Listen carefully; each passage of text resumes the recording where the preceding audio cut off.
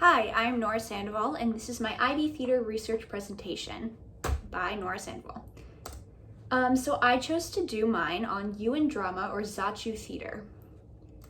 So a little bit of the background and history. So during the Yuan dynasty in China, the country was falling apart. The institution of imperial examinations for scholar officials was abolished. No more smart. This caused the scholar officials to no longer be able to participate in the country's affairs. Because of this, many upset scholar officials focused on art and seemed to care.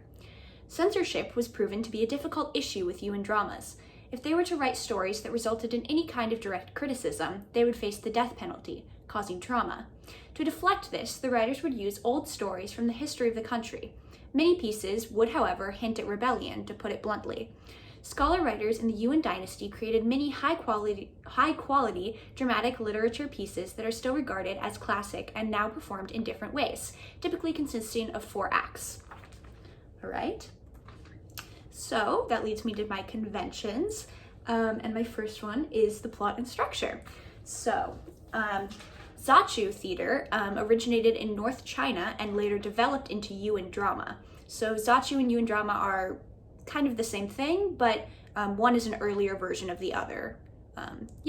So Yuan drama is a mature 4-act dramatic and poetic show with both singing and dialogue, sometimes featuring prologues or interludes. The 4-act dramas were in the style of Northern Zachu. Typically, one of the supporting characters explained the plot, and then the lead actors would appear.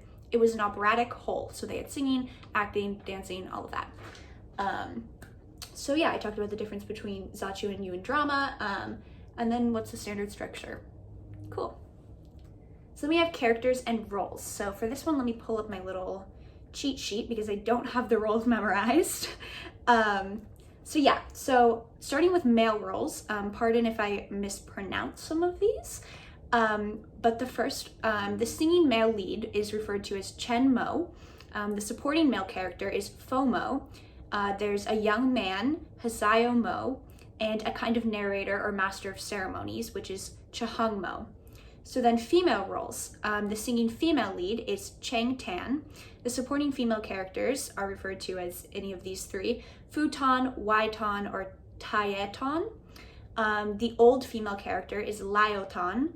The young woman is Hasayotan. The coquette female character is Huatan, and the intriguer is Chaatan. So then for the other characters that don't fit into those necessary roles, there are the evil or comic characters, which are Qing, or the supporting minor characters such as servants, crooks, or children, which are Tisa. So I probably butchered that pronunciation. Okay, so my final convention, and also my demonstration, is poetic lyrics and language. So Yuan plays were created to be acted and sung. Zachu plays originally only had one character who sang, but this later developed into lead role singing, causing quite a bang. The lyrics were sophisticated, but the dialogue was written in the vernacular of its day. They clearly wanted to make a strong distinction between the two, and that they may. So, demonstration and connection. In case you couldn't tell, throughout this speech, I've been rhyming, which is just like a strong poetic theme. A lot of poems feature rhyming, and so I just figured that would be the easiest way to display the poetic language that is used in Yuan drama. And so then my connection, for my connection, I went with just a classic poetic form of theater, which is Shakespeare. And so I'm just gonna be performing a monologue from Romeo and Juliet. So we'll start with that. What say you? Can you love thy gentleman? This night you shall behold him at our feast. Read o'er the volume of young Paris's face, and find delight with beauty's pen. Examine every married lineament, and see how one another lends content, and what obscured in this fair volume lies, find written in the margin of his eyes. This precious book of love, this unbound lover, to beautify him only lacks a cover. The fish lives in the sea, and 'tis much pride, for fair without the fair within to hide. That book in Minnie's eyes doth share the glory, that in gold clasps locks in the golden story.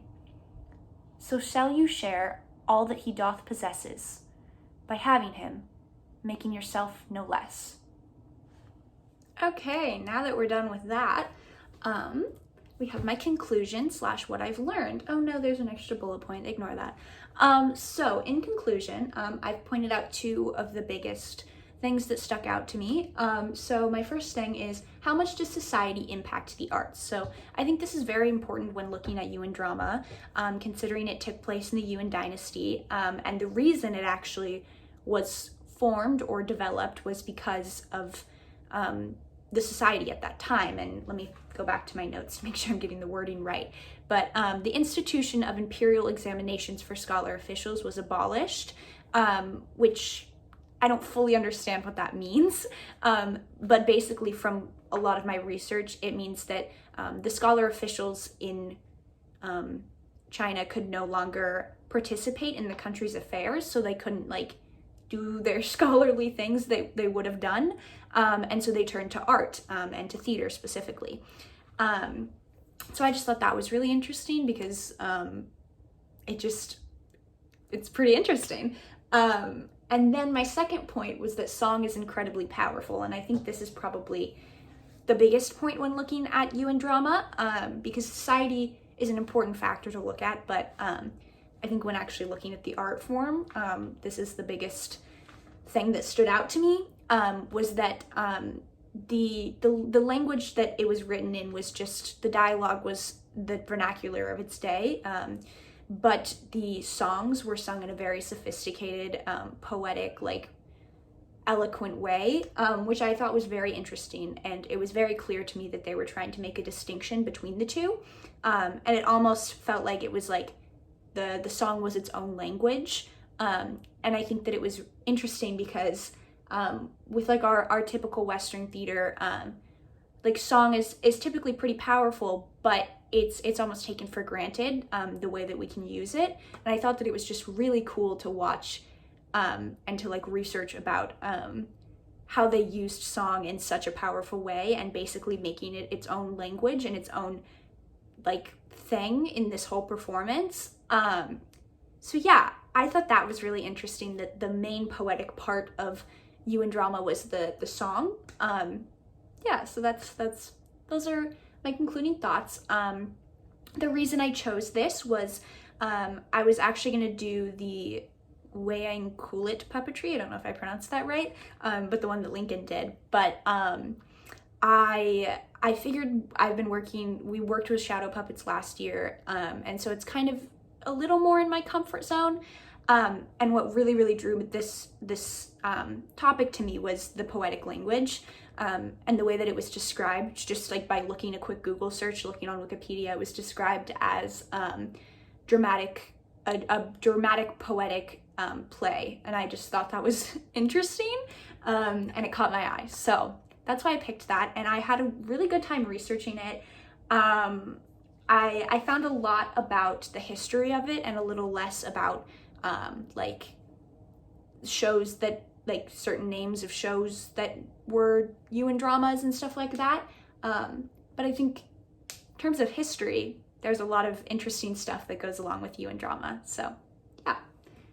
So this is my bibliography with my text, all my sources. Then these are my sources for my images. And yeah, that's it. Thank you so much for listening. That was my research presentation on Yuan drama or Zachu theater. Thank you.